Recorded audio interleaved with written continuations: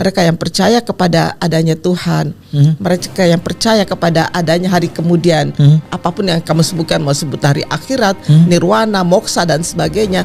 Dan yang ketiga adalah kamu percaya untuk berbuat baik. Buat saya itu udah cukup, itu menjamin kamu. Tuh. Jadi nggak mesti semua orang harus masuk Islam dan lain-lain. Nggak mesti. Inna dina indallahil Islam. Sungguh jika ada pun segala hal yang diyakini disebut dengan agama, din, maka yang paling benar kata Allah, yang saya ridhai hanya Islam. Orang kafir lebih bersemangat masuk neraka daripada orang Islam untuk masuk surga.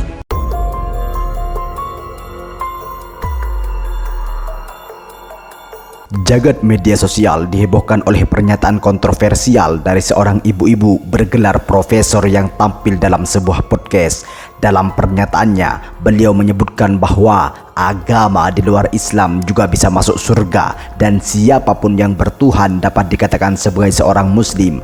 Pernyataan ini sontak memancing perdebatan panas di tengah masyarakat. Tuh. Jadi nggak mesti semua orang harus masuk Islam dan lain-lain. Nggak mesti. Jadi buat saya, mari kita saling menghargai aja satu sama lain. Nggak mesti. Kenapa sih orang harus rebut-rebutan penganut agama? Masuk sini. Memangnya cuma kamu yang punya pintu sorga gitu ya? Dalam podcast tersebut, sang profesor menjelaskan pandangannya tentang keberagaman agama. Ia mengatakan bahwa Islam adalah agama yang universal dan siapa saja yang mengakui adanya Tuhan sebenarnya sudah menjadi bagian dari Islam. Ia juga menambahkan bahwa pintu surga terbuka untuk semua agama, bukan hanya umat Islam. Pandangan ini menurutnya didasarkan pada konsep ketuhanan yang inklusif. Jadi kalau saya, nggak penting juga kamu mengaku beragama tapi perilakumu malah mengacak-acak ajaran agama ya. Mendingan kamu nggak usah mengaku beragama tapi kehidupanmu itu penuh dengan nilai-nilai spiritualitas. Saya lebih suka orang tuh mengedepankan hakikat ya, ketimbang simbol gitu. Tentu saja pernyataan ini menuai reaksi keras dari berbagai pihak, terutama dari kalangan ulama. Ustadz Adi Hidayat dalam sebuah kajian terbarunya menegaskan bahwa pernyataan tersebut tidak sesuai dengan kaidah Islam. Beliau menyebutkan Islam memiliki kriteria yang jelas tentang siapa yang disebut muslim dan siapa yang tidak. Memperluas definisi Islam tanpa dasar yang kuat bisa membingungkan umat. Semua orang yang memiliki kepercayaan, dia punya keyakinan bahwa keyakinan itu akan mengantarkan dia pada maslahat. Silakan cek, kalau Anda tanyakan kepada non-muslim, dia pun akan yakin masuk surga. Anda tanyakan misalnya pada orang Nasrani, dia yakin masuk surga. Anda tanyakan kepada orang Yahudi, dia yakin masuk surga. Anda tanyakan pada diri kita sendiri, kita pun yakin kita akan masuk surga. Hanya di antara sekian keyakinan itu, kita bisa ukur mana di antara keyakinan yang membuktikan kebenaran dari apa yang diyakini. Sama, Anda ingin mengerjakan sesuatu, semua punya capaian. Tapi kan semua capaian itu bisa diukur mana yang paling benar di antara semua itu. Inna dina indallahil Islam. Sungguh jika ada pun segala hal yang diyakini disebut dengan agama, din, maka yang paling benar kata Allah, yang saya ridhai hanya Islam. Islam mutlak, itu keyakinan kita. Ketika Allah menyebutkan yang paling benar Islam, bukan hanya menerangkan Islam benar, tapi menurunkan pemahaman-pemahaman supaya yakin cuma Islam yang benar, bukan yang lainnya. Dari mana? Mari kita uji. Dan ini secara ilmiah bisa kita bahas. Jadi jangan sampai antum mengecilkan orang lain tapi tidak punya argumentasi. Quran itu ketika menjelaskan sesuatu sifatnya argumentatif, nih keterangannya. Tapi dari keterangan ini saya tidak paksa Anda untuk meyakini apa yang saya yakini. Anda mau silakan, saya nggak paksa, itu indahnya Quran. Buka Quran surah kedua ayat 256 paling kiri sebelah bawah. La ikraha fid din, tidak boleh paksa orang untuk memeluk ad-din.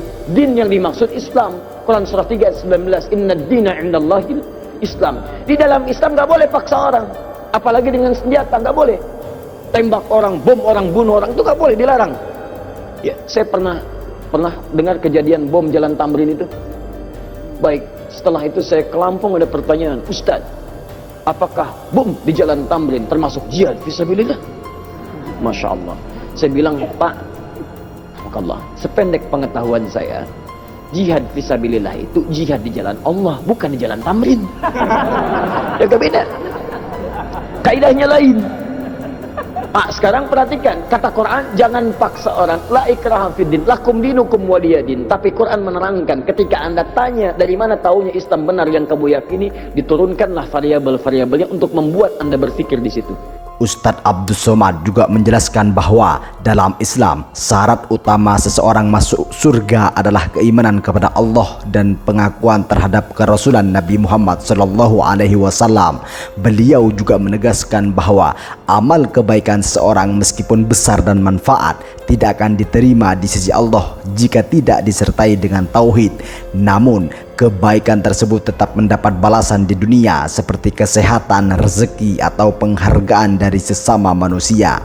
Menurutnya, hal ini bukan berarti Allah tidak adil, melainkan keadilannya terletak pada penegasan aturan yang telah ditetapkan.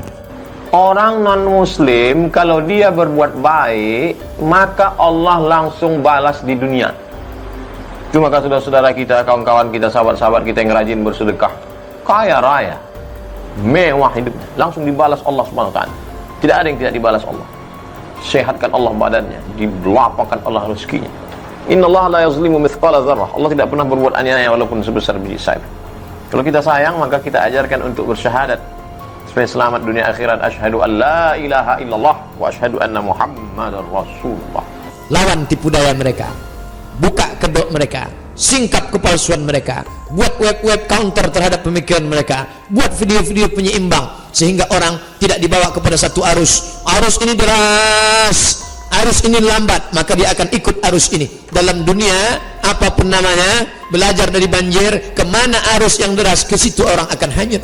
Jangan heran nanti kalau banyak umat Islam ini akan menjadi sekuler, liberal. Kenapa? Ketika dia buka web, yang paling banyak web sekuler. Ketika dia buka video, yang paling banyak video liberal. Kenapa? Orang kafir lebih bersemangat masuk surga daripada orang kafir lebih bersemangat masuk neraka daripada orang Islam untuk masuk surga. Dalam ajaran Islam, keyakinan terhadap keesaan Allah dan kerasulan Nabi Muhammad SAW adalah syarat mutlak untuk disebut sebagai seorang muslim.